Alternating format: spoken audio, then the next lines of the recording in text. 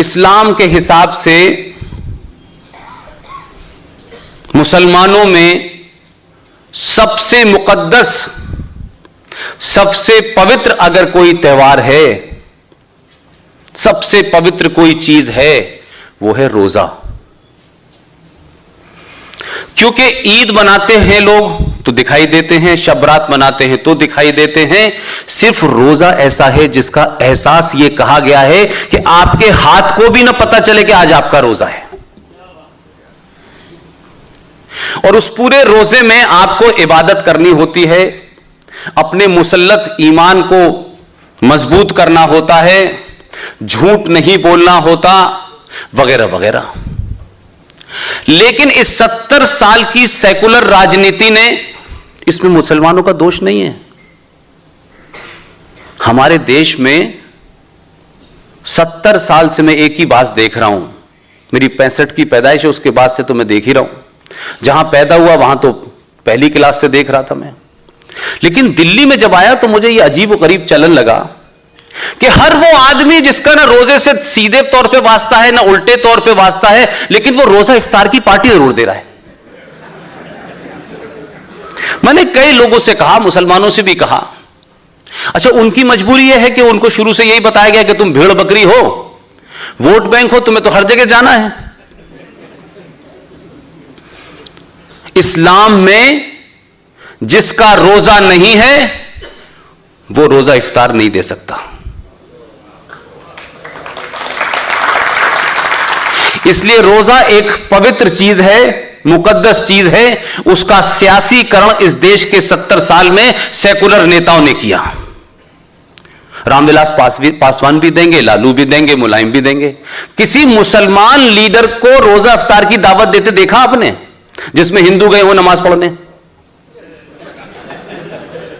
लेकिन ये हमारे यहां सियासी ड्रामा इसलिए चला कि हमारी वक्ती जरूरत थी कि हम अपने देश को सच बात न बताएं, और जो ये कह रहे हो कि हम सब कुछ हो सकते हैं, सेकुलर नहीं हो सकते।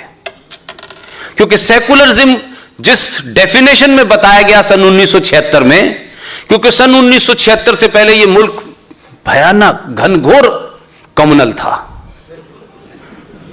76 को में हमें पता चला कि हम सेकुलर हैं, और 76 के बाद से सेकुलरिज्म ऐसा हुआ कि आजाद भारत में 3900 बड़े हिंदू मुस्लिम दंगे हुए।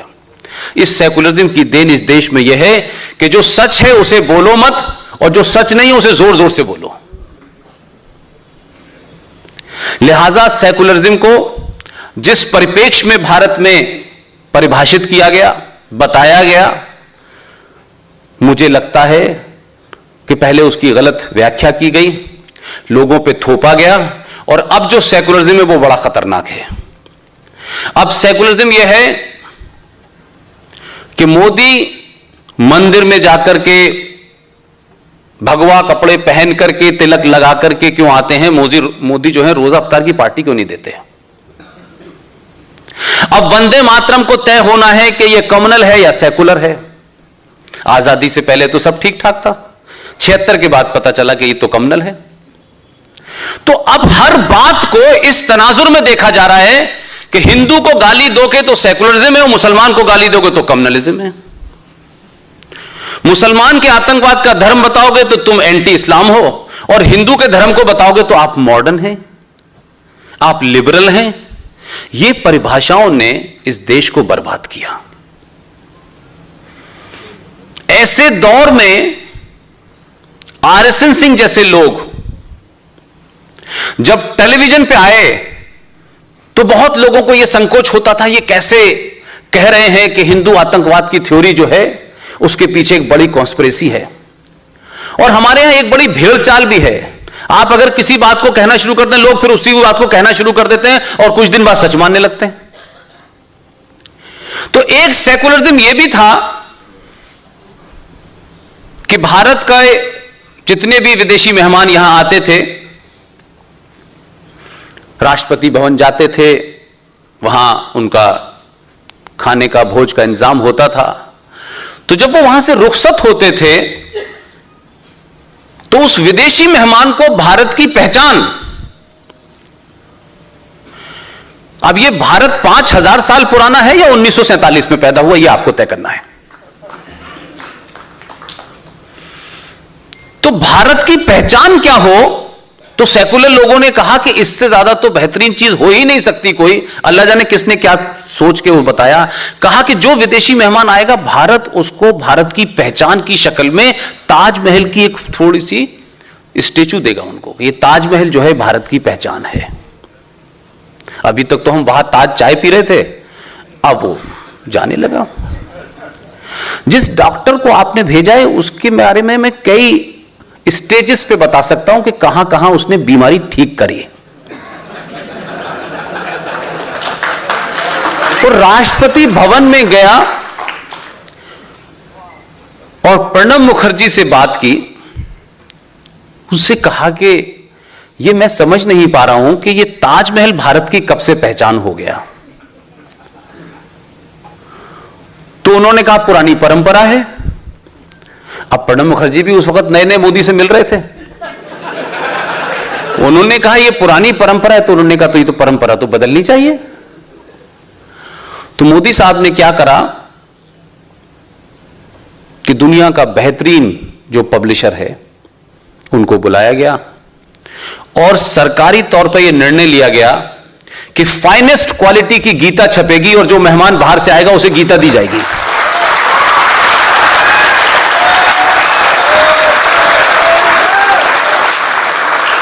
देखिए बात छोटी है, बात का महत्व आप माने कि गीता और ताजमहल, लेकिन भारत की पहचान और संस्कृति ताजमहल और कुतुब मीनार और लाल किले से नहीं है। इसलिए ऐसी परंपराओं को तोड़ करके उसके क्या मैसेज बाहर जाना है यह महत्वपूर्ण है। एक और उन्होंने परंपरा तोड़ दी। हमारे यहां सिंह साहब की स्पीच में आपने काफी सुना, ये 3-4 घटनाएं याद हैं कि साहब पठानकोट में, उड़ी में। मैं समझता हूं कि अगर आप पिछले 30-35 साल की डायरी बनाना शुरू करें तो इस देश में हर हफ्ते कोई ना कोई बम धमाका हुआ है देश भर में, आपके पास गिनती नहीं होगी। जब भी बम धमाका होता था उस वक्त की सरकारें फौरन तो यह पता कर लेती थी कि यह लश्कर तोयबा ने किया है या जैश ए मोहम्मद ने किया है, और उसके बाद फिर उनकी टीम लगती थी कि भाई इस पे एक डोजियर तैयार करो। तो डोजियर यहां से जाता था इस्लामाबाद और दे देते, तो वो कहते हमें मिल गया। उनका साहब इसमें हमें पूरी बात समझ में नहीं आ रही कि ये डोजियर में कब कब क्या करना है, फिर उनका दूसरा भेज देते हैं। तो ये इतने डोजियर भेजे, लेकिन आपके आदमी ने, आपके राज्य के उस महान आदमी ने, जिसे आपने जब यहां कहा कि आप पहले इसका इलाज करें, तो उन्होंने यहां का इलाज करा।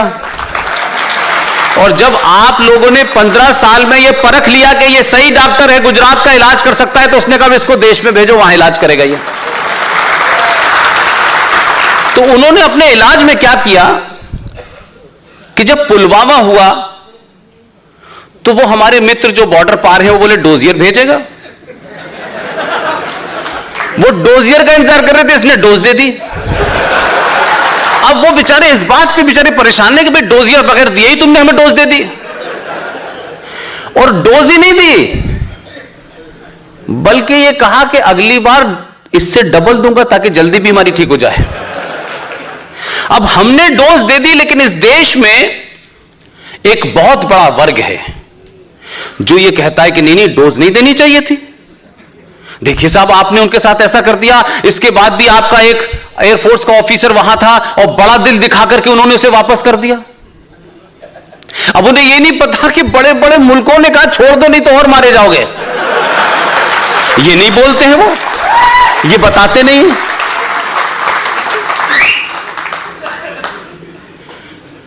मैं बार बार अपनी स्पीच में, अपने लेक्चर में, अपनी गुफ्तगू में एक ही बात कहता हूं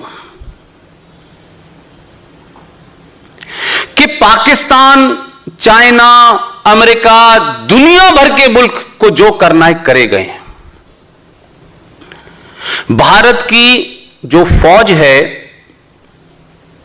आप कर्नल RSN सिंह के इस जज्बे को सलाम करें कि आप फौज में रहे, मिलिट्री इंटेलिजेंस में रहे, रॉ में रहे, और आज इतनी किताबें पढ़ते हैं जितना कोई फौजी नहीं पढ़ता, और उसके बाद टेलीविजन के ऊपर खड़े होकर के, टेलीविजन पे आकर के जो बौद्धिक आतंकवादी हैं उनको पूरी तरीके से लताड़ते हैं, चिल्लाते हैं, उनको कॉर्नर करते हैं।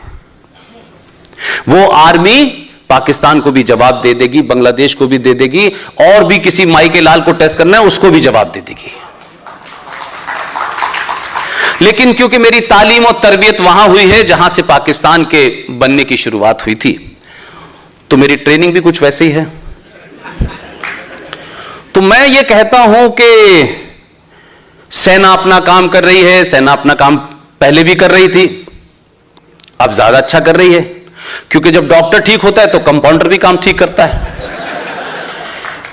मेरी चिंता है, जो मैं आपसे कहना चाहता हूं, जो मैं जगह जगह कह रहा हूं, सेना अपना काम करेगी, लेकिन इस देश के अंदर हर 15 दिन में 10 सर्जिकल स्ट्राइक होने चाहिए।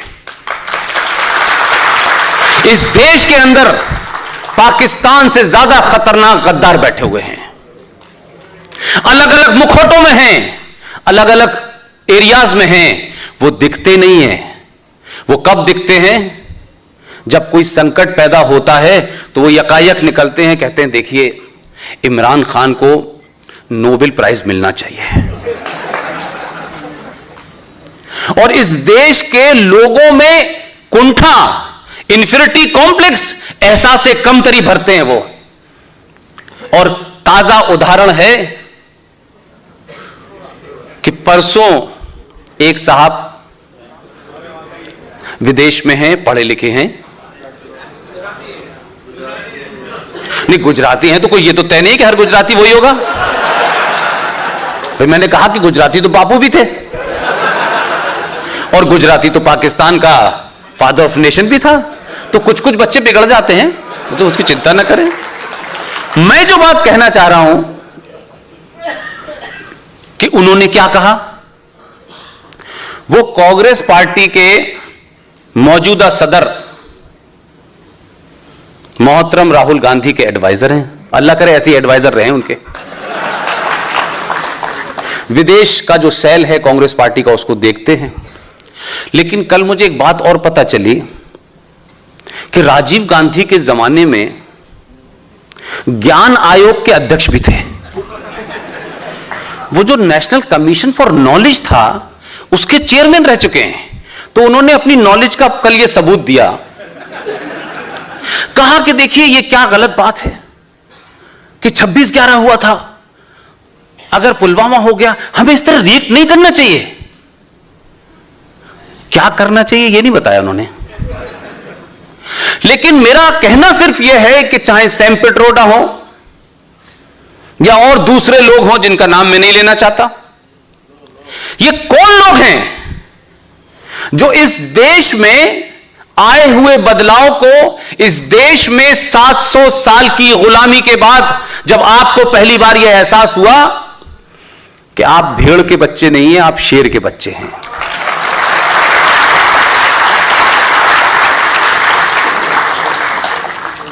वो शेर न बन पाए, आपको यह एहसास न हो पाए, आपके अंदर वो बुर्दारी पैदा ना हो पाए, आपको अपने इतिहास पे गर्व ना हो पाए, वो लोग पूरी ताकत से आपको दबाते हैं, आपके नैरेटिव को कुचल देते हैं।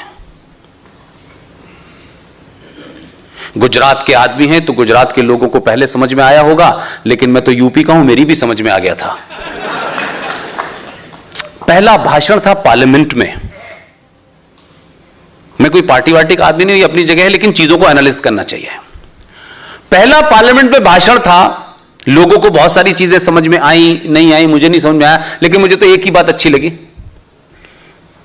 उन्होंने जब यह कहा कि भारत 700 साल की गुलामी की वजह से अपनी पहचान भूल गया है, तो इस देश में 30-35 करोड़ लोगों को इतनी जोर से गुस्सा आया कि दीवारों में सर मारने लगे वो अपना। ये कैसे हो सकता है? हम तो 250 साल अंग्रेजों के गुलाम थे। मुगल तो हमारे भाई थे, हमारे चचा जान थे, हमारे मामा थे, उनकी गुलामी थोड़ी नहीं थी कोई। ये तो उनको भी कह रहा है कि वो भी आए थे यहां पे। तो बड़ी प्रॉब्लम हुई लोगों को। बेचारों का दर्द खत्म होता कि पहली मन की बात आ गई। आप मेरी बात को गौर कीजिएगा। कुछ लोग जो हैं किसी बीमारी का इलाज करते हैं, लेकिन इस शख्स ने हिंदुस्तान की गुलामी का इलाज करा है। ये जो मानसिकता है आपकी डरने की, हम नहीं मारेंगे, हम पहले ये नहीं कहेंगे, वो हमें मार ही देगा तो फिर हम किस काबिल बचेंगे मारने के भाई। उसने अपनी मन की बात में एक कहानी सुनाई। मैं भी बॉम्बे में था तो मैंने कहा कि आप लोगों को कुछ याद है? तो बेचारे वो लोग भी भूल गए। हमें वैसे भी इस देश के राष्ट्रवादी लोगों को भूलने की बहुत बीमारी है, हम लोग जल्दी भूल जाते हैं। उसने अपनी कहानी में बहुत शॉर्ट में बोलना चाहता हूं, आप सबको पता होगा, पहली मन की बात में उसने इस देश के राष्ट्रवादियों को, जो 5000 साल की सत्ता के गवाह हैं, 5000 साल पुरानी संस्कृति के वाहक हैं, उनको मैसेज देने की कोशिश की उसने प्रधानमंत्री की कुर्सी पर बैठ के। तब भी बहुत लोगों को समझ नहीं आया। तब उसने एक कहानी सुनाई थी शेर की। आप में से किसी को याद है? एक शेर की कहानी सुनाई थी कि एक शेर शेरनी जंगल में जा रहे थे। उनके 4 बच्चे थे। शेर शेरनी की प्रवृत्ति होती है कि जब वो सामने जानवर को देखते हैं तो वो शिकार करते हैं। तो भेड़ों का एक झुंड जा रहा था, शेर शेरनी ने उस पर हमला किया। हमला करते करते वो लोग आगे निकल गए। उनके 4 बच्चों में से 3 बच्चे तो बेचारे आगे चले गए शेर शेरनी के साथ में, एक बच्चा पीछे रह गया। जब वो पीछे रह गया तो भेड़ों के बीच में मिल गया। भेड़ों के बीच में मिल गया तो उसकी हरकतें कुछ सालों के बाद भेड़ों जैसी हो गई। वो वैसे ही सोचने लगा, वैसे ही अपने अंदर कुंठित होने लगा और अपने आप को भेड़ समझने लगा। लेकिन कई साल के बाद 2014 में एक आज फिर लौटा शेर जंगल को।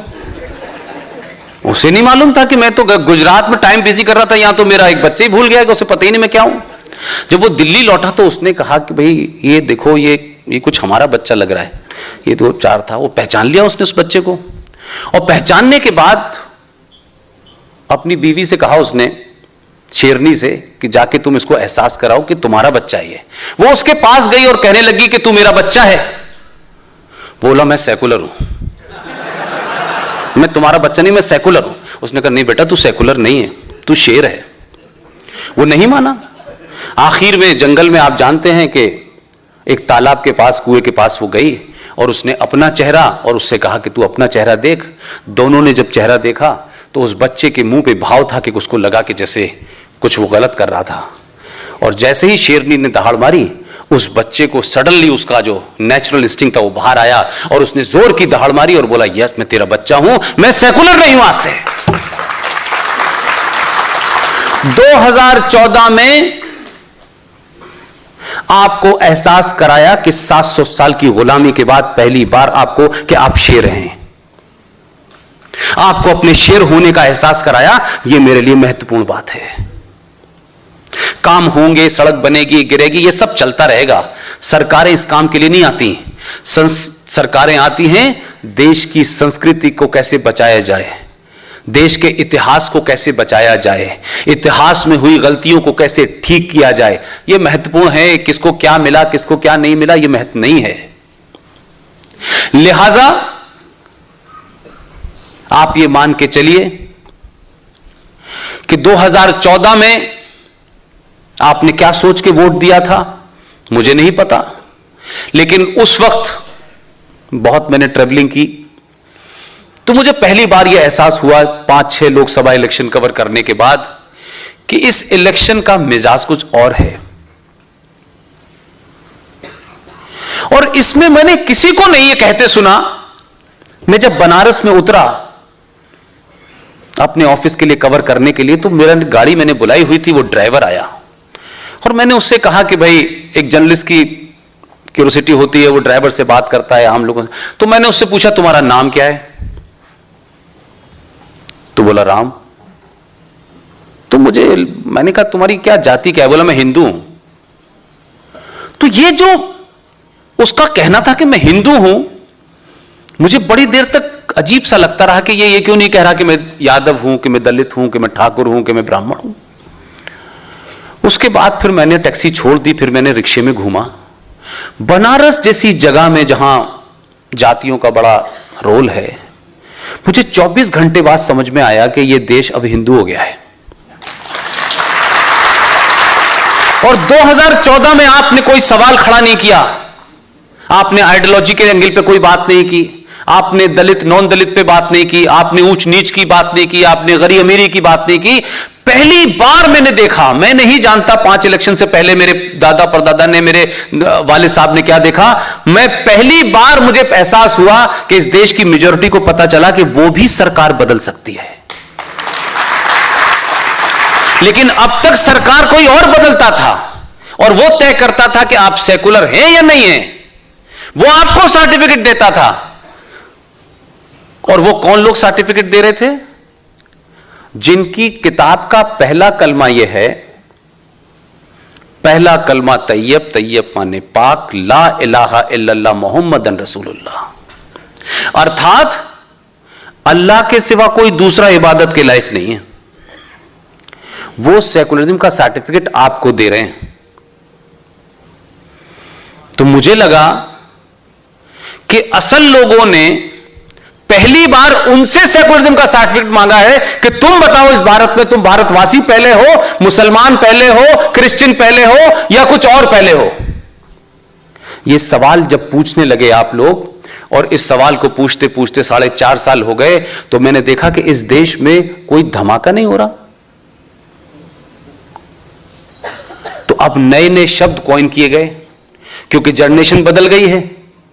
हमारी मां तो सत्तू खिलाती थी, अब तो पिज्जा खा रहे हैं बच्चे। तो अब इन बच्चों को कैसे वर्गलाया जाए? तो कहा गया कि देखिए ऐसा है कि कम्युनलिज्म शब्द नहीं इस्तेमाल किया विरोधियों ने, देशद्रोहियों ने। यह कहा कि देखिए इस मुल्क में जो है हिंदू समाज इंटॉलरेंट हो गया है, बिल्कुल बर्दाश्त से बाहर हो गया, छोटी छोटी बात पर रिएक्ट कर रहा है। और ये उन लोगों से कह रहे हैं कि जिनकी बर्दाश्त करने की क्षमता से 700 साल गुलामी बर्दाश्त की हमने किसी को मना ही नहीं किया। हमने कहा आप भी आ जाइए, आप भी आ जाइए, आप भी आ जाइए, सब रहिए। लेकिन उन सब ने मिलकर हमें कॉर्नर कर दिया। हमसे कह रहे हैं वो लोग।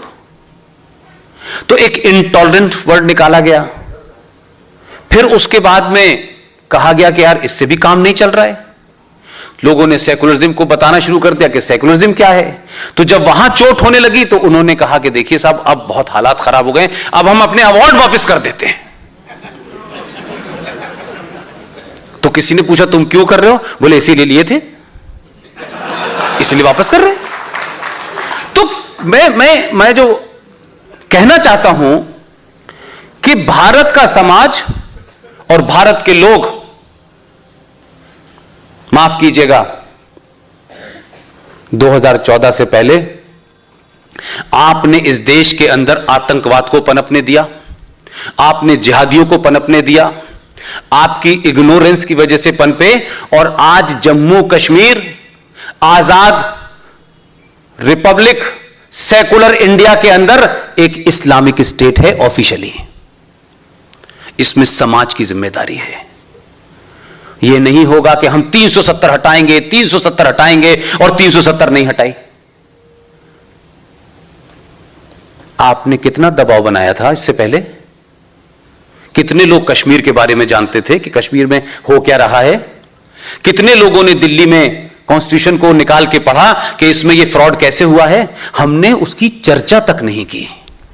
और जब हमारी खामोशी रही, हम अपने कामों में बिजी रहे, तो उन्होंने रातों रात अपने कॉन्स्टिट्यूशन के अंदर एक के बाद एक बदलाव किए। और दिल्ली में वो जो लोग जिनको सेकुलरिज्म कहलवाने का या सेकुलर कहलवाने का बड़ा शौक था, उन्होंने सारे कंसेशन दे दिए। आज लीगली कॉन्स्टिट्यूशनली आपने जम्मू कश्मीर को इस्लामिक स्टेट डिक्लेयर कर दिया है। मैं सत्ताओं से कभी शिकायत नहीं करता कि सत्ता ने इस सत्ता ने ये नहीं किया। सत्ता वही करती है जो समाज चाहता है। क्या वजह है कि क्या आपका जन्म 2004 में हुआ है? 2014 में हुआ है क्या आपका जन्म? 2014 में जो आपने किया, क्या वजह है कि जो आप चाहते हैं वही हो रहा है? हो रहा है कि नहीं हो रहा है? नहीं तो फिर डोजियर दिए जाते। आपने एहसास कराया कि सत्ता में जो बैठेगा वो हमारी बात पहले मानेगा, हमारी सोच को रिफ्लेक्ट करेगा। तो जब आपने दबाव बनाया तो मंजर बदला कि नहीं बदला? डोजियर की जगह डोज चली गई है। इंटॉलरेंट वालों से कोई ये पूछ ही नहीं रहा है। अब वो बेचारे कह रहे हैं कि हम इंटॉलरेंट बनाएं या इग्नोरेंट बनाएं। अब उनको कोई पूछ ही नहीं रहा, उनसे कोई उनका नोटिस ही नहीं ले रहा है। उनका आपने अवार्ड वापस कर दिया, ठीक है वापस कर दीजिए। उन्हें रख दिए मंडी हाउस में जाकर के। अब कह रहे हैं यार वापस तो कर दिए, अब लें कैसे? तो अब लेंगे जब मोदी जाएगा। तो मोदी जा नहीं रहा है। अब वो कह रहे कब जाएगा? अभी तो मोदी बताएगा नहीं। तो क्या डायलेमा में फंसे हैं वो लोग कि उन्होंने कहा कि भाई ऐसा करो कि भाई शांत हो जाओ, कुछ बोलो ही मत। लेकिन एक आदत होती है, आपको बोलने की आदत है हमारे यहां बहुत सारे लोगों को। तो समय समय पे कुछ ना कुछ ऐसी ऐसी बातें कहते हैं जिनका कोई सर पैर नहीं होता। और इत्तेफाक से भारत की जो हिफ्ज़ इख्तिलाफ की पार्टी है, अपोजिशन की पार्टी है, उसके सरबराह का कहना यह है कि मैं मोदी को हरा पाऊं ना हरा पाऊं, लेकिन मेरी कोशिश पूरी है कि मैं जीतूं नहीं। लिहाजा हर दूसरे दिन वो शख्स जो है मोदी जैसे समझदार आदमी को एक हथियार देता है कि लो मुझे मारो। तो अब ये जो पूरा पसमंजर बदला है उसके पीछे ताकत आपकी है, इसको बनाए रखिए। और मैं फिर एक बात कहता हूं, आदमी हमारा है, हमने वोट दिया है, हमने उसे ताकत दी है, लेकिन दबाव बनाए रखिए, दबाव मत छोड़िएगा। दबाव बनाने का यह कतई मकसद नहीं है कि उसे आप डिसमाउंट कर दें, उसे डराएं, धमकाएं, पुचकारें, लेकिन गद्दी से ना उतारें। यह ध्यान रखिएगा, वो गद्दी पे बैठना सिंबॉलिक है मेरे लिए। ये मुहिम अगले 10 साल चला दी अगर आपने ना, तो फिर इस देश में सुभाष चंद्र बोस पैदा होंगे, वीर सावरकर पैदा होंगे, फिर सरदार पटेल बनने की कोई सोचेगा, फिर ये सेकुलरिज्म का झूठा बुखार, मक्कारी अपने आप दूर चली जाएगी। और जिन्हें निजामे मुस्तफा बड़ा प्यारा है, जो अल्लाह की हुकूमत नाफिज करना चाहते हैं, वो अल्लाह के पास जल्दी जाने की दुआ मांगेंगे।